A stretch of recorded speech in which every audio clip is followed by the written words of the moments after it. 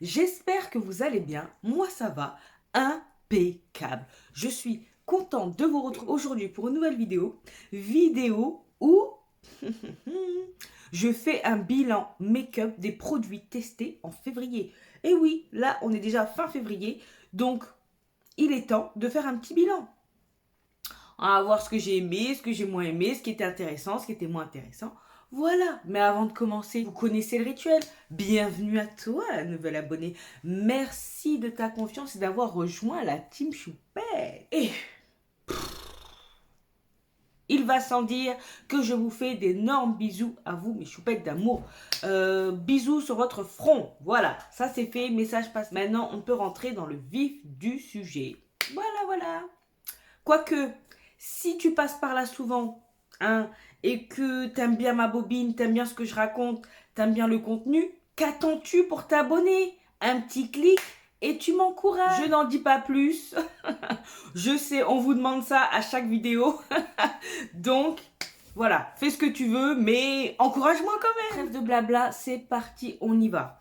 Donc, on va commencer par une petite palette que je n'ai pas crash testé en vidéo, mais que j'ai quand même utilisé lors d'un make-up pour une vidéo justement du mois de février. Cette petite palette, c'est la Set On Sapphire de Colourpop. Donc cette petite palette, elle fait partie d'un set que j'ai acheté, que vous avez pu voir lors d'un haul.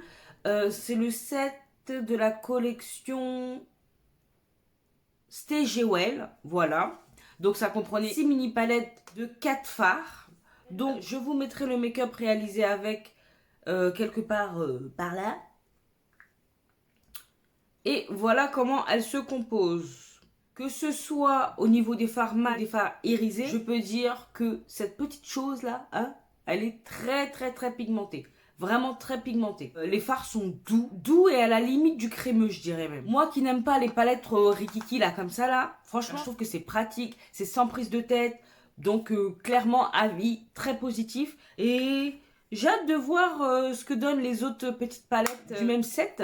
Mais franchement, c'est très pratique, même si, voilà, c'est pas ma cam habituelle, mais c'est pas grave. On est là aussi pour sortir de ce qu'on aime tout le temps. Mais là, je dois dire que j'aime malgré tout. C'est sûr que les maquillages sont un petit peu plus... Voilà, il n'y a pas grand chose à faire avec. On tourne un peu en rond. Mais si on part quelque part, si un jour, on se dit, ah, j'ai envie de bleu. Ce quad, il est parfait pour ça. Il est parfait pour ça. C'est validé.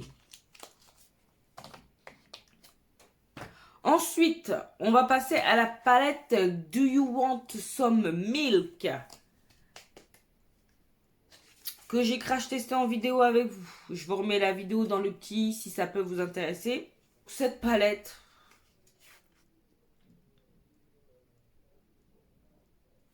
Déjà pour commencer, j'aime beaucoup l'harmonie de cette palette. Elle est pigmentée. J'ai noté quand même que les fards, ils étaient légèrement plus secs que dans les autres palettes de la marque.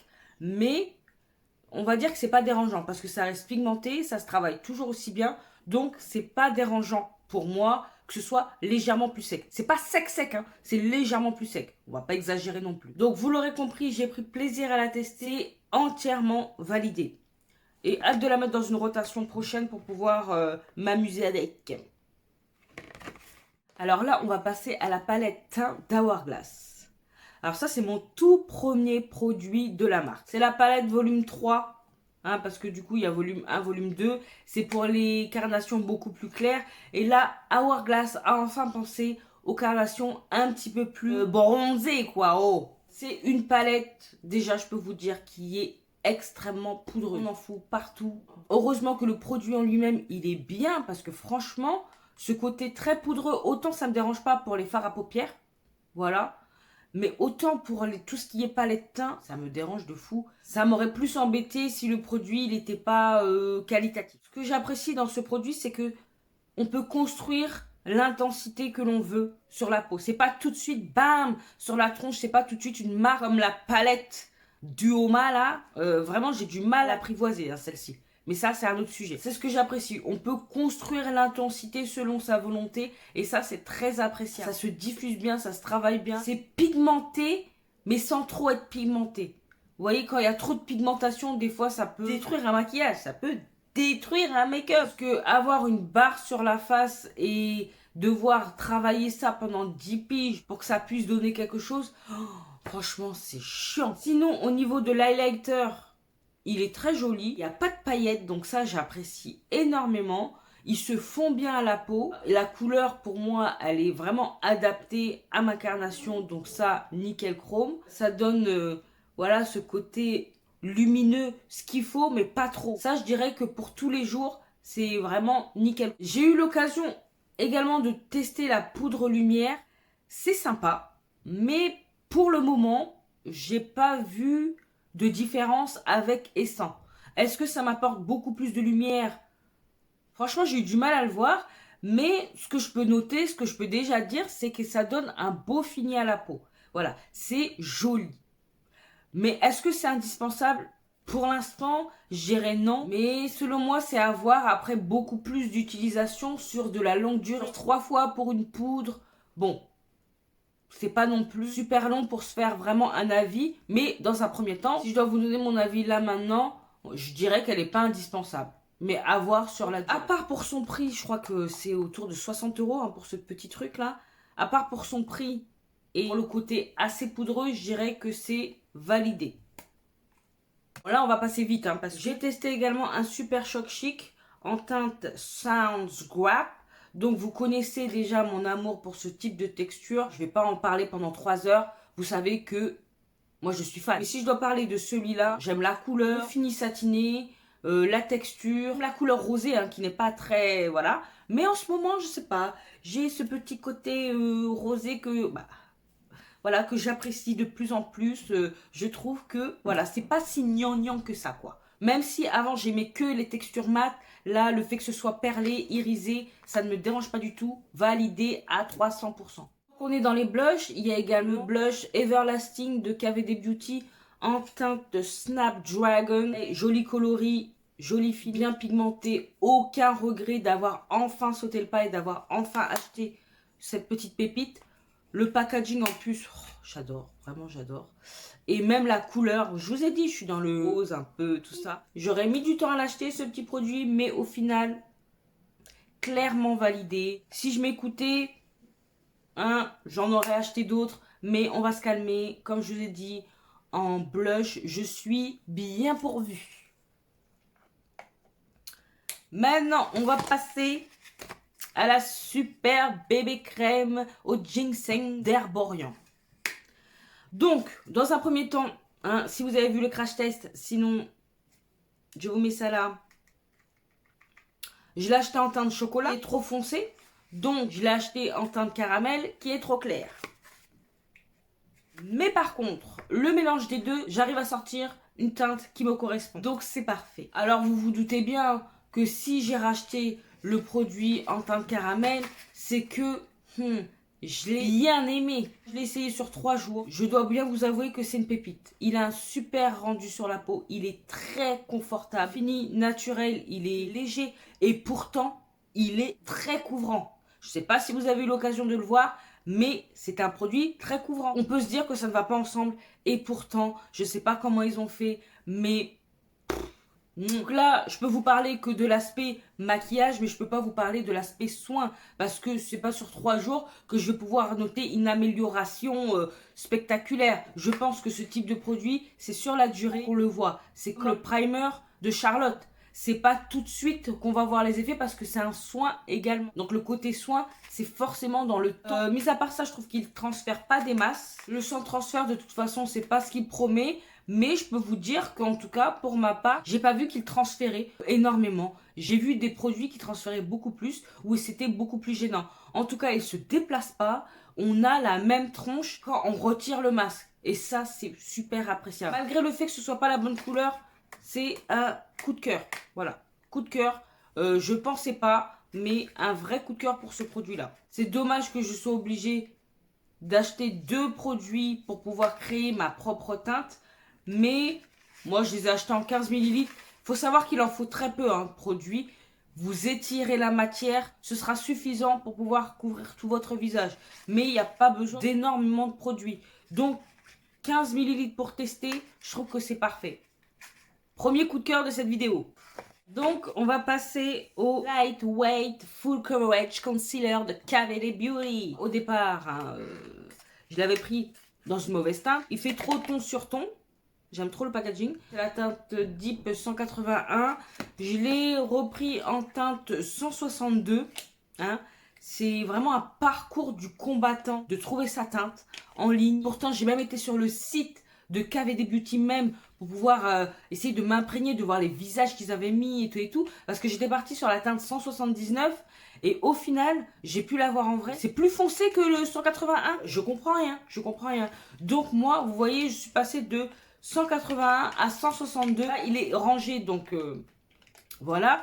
Mais sans plus tarder, je peux vous annoncer la couleur. C'est un coup de cœur également. Très bonne couvrance. C'est pas une haute couvrance, mais c'est une excellente couvrance. Et le produit est léger.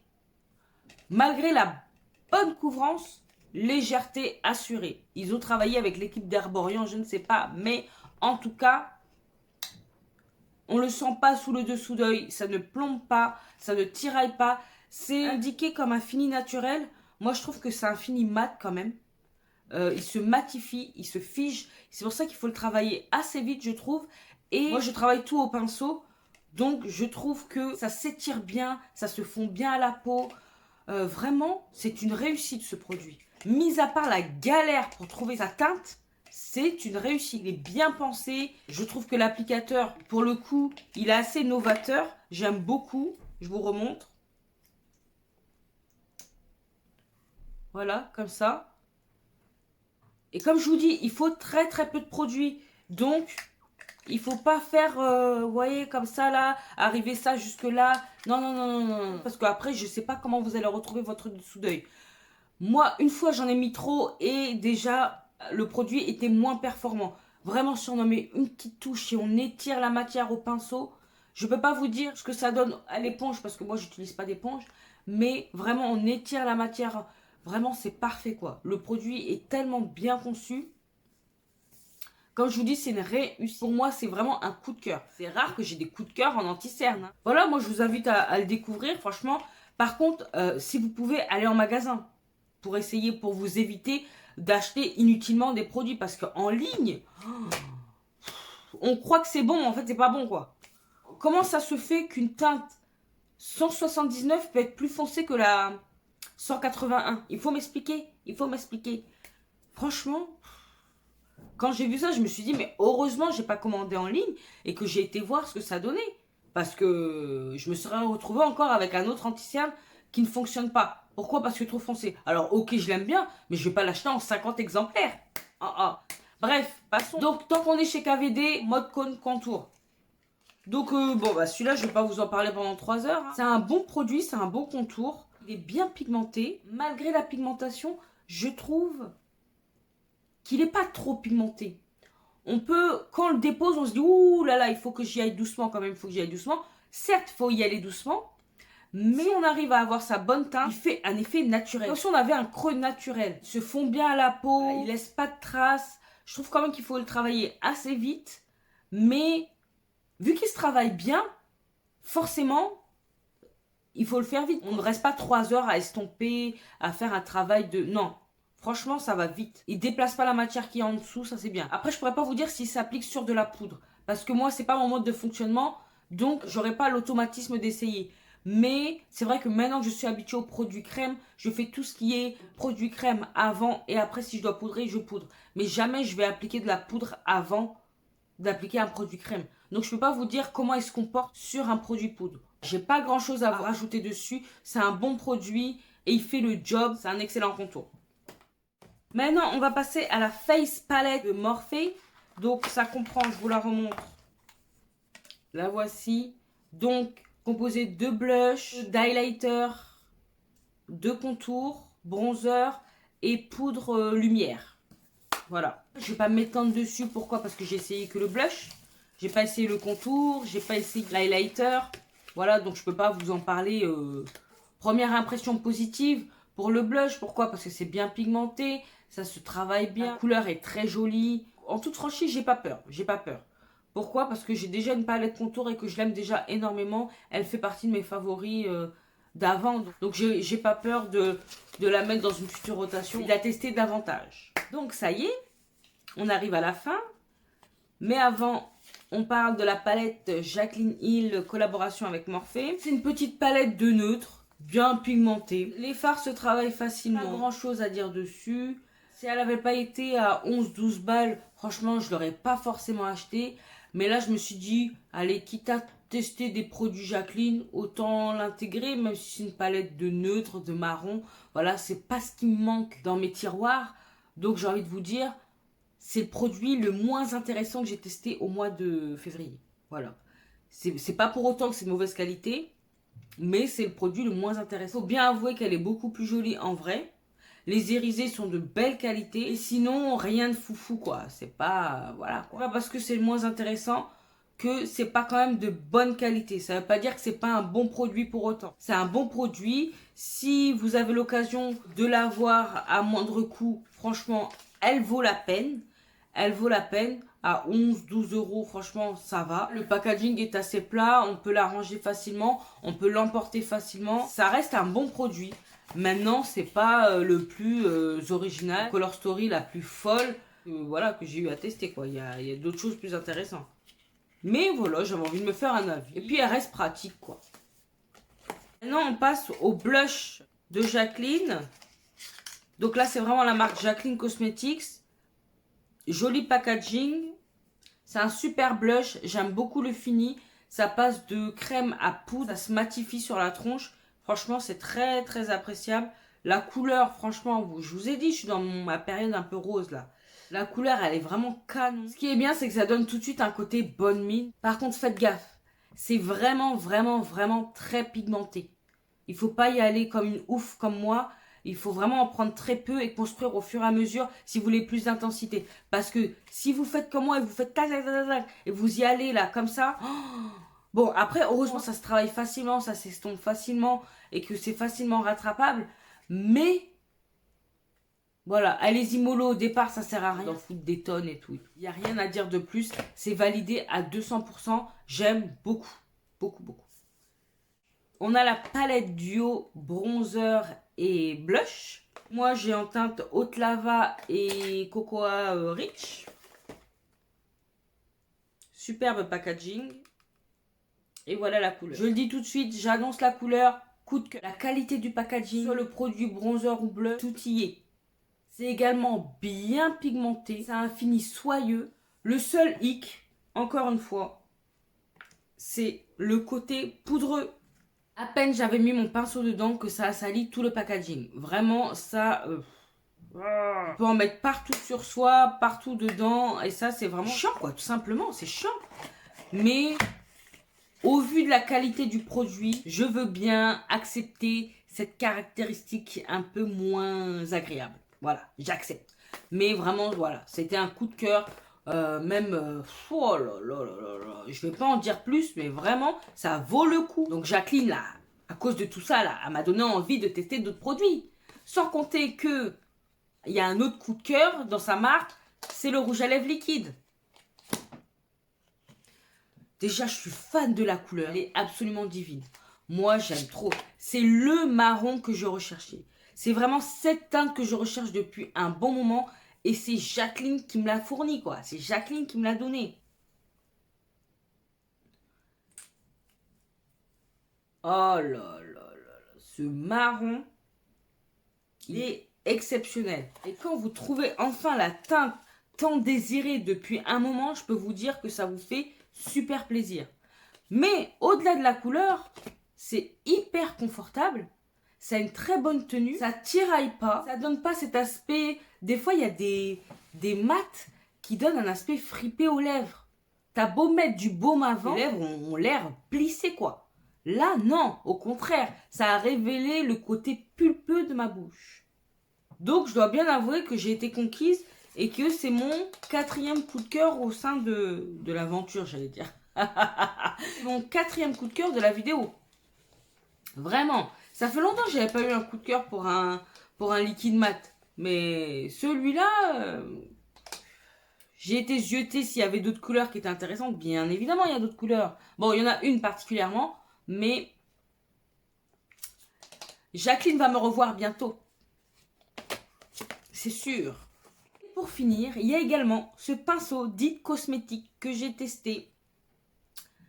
Eh ben, franchement, au-delà du packaging et de l'aspect très mignon, très girly du pinceau, même en forme d'étoile, tout ça, j'aime beaucoup le rendu que donne l'application avec le pinceau. Est-ce que ma phrase est française? I don't know, mais j'espère que vous avez compris. C'est facile, ça va vite, c'est très agréable, très doux. Je lave mes pinceaux après chaque utilisation. Franchement, il reste toujours aussi dense tout en étant toujours souple. Je comprends la hype autour de ces pinceaux. Au départ, je croyais que voilà, je me suis dit ouais, c'est un pinceau quoi. Oh, je me suis quand même laissé aller parce qu'il y avait une réduction dessus. Mais les pinceaux teints, c'est ce que je préfère. J'aime bien avoir beaucoup de pinceaux teints. Donc ça là, ça m'a donné envie d'avoir plein de pinceaux étoiles, cœur, étoiles filantes, tout ça, tout ça. Donc voilà, c'est le dernier produit de cette vidéo. Et voilà, c'est un coup de cœur également. J'aime beaucoup. Et la souplesse, les amis, la souplesse, on adore. Voilà, validé à 200%. Donc s'il y a un petit code promo, parce que ça reste cher, hein, je crois que c'est 40 balles le pinceau là quand même. Donc un seul pinceau, c'est même pas un kit, c'est un seul pinceau. Donc attendez une réduction. Et si vous êtes comme moi et que vous aimez appliquer vos fonds de teint au pinceau, n'hésitez pas. Donc voilà. Il n'y a aucun flop. Il y a un produit qui est moins intéressant, mais c'est une première. Il n'y a aucun produit que j'ai détesté ou que j'ai haï ou que j'ai pas compris dans cette vidéo. Donc c'est une vidéo positive. Et on aime ça. Il faut de la positivité dans ce monde de brut là, hein, surtout en ce moment. Cette vidéo touche à sa fin. N'hésitez pas à me dire vous en commentaire si vous avez testé de nouveaux produits en ce mois de février. Si oui, lesquels et quel est votre avis surtout. Parce que ça se trouve j'ai loupé des pépites aussi là. Nouveauté, j'entends nouveau pour vous, hein. C'est pas forcément quelque chose qui est sorti il y a 2 jours, hein. Voilà. Sinon, si vous avez apprécié la vidéo, n'hésitez pas à liker, à partager cette bouille.